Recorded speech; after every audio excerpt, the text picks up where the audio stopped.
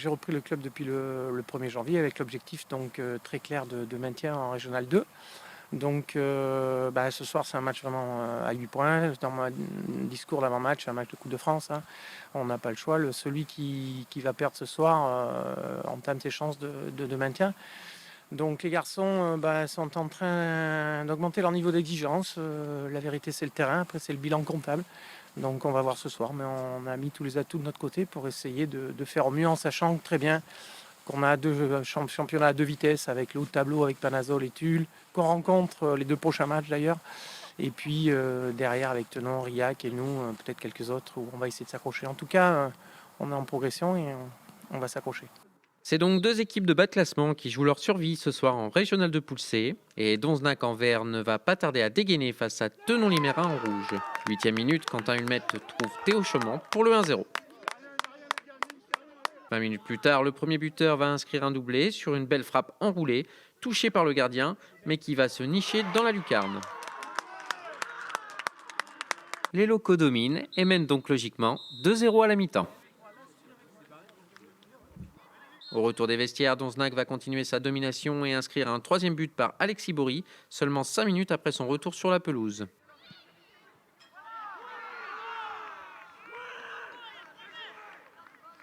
Les visiteurs vont peu à peu perdre le fil du match et également 2 joueurs sur carton blanc pour contestation. Ils vont donc jouer à 9 pendant 10 minutes. C'est le moment que vont choisir les Verts pour inscrire 4 nouvelles réalisations par Quentin Hulmet à la 60e. Maxence Mamie bien lancé à la 73e.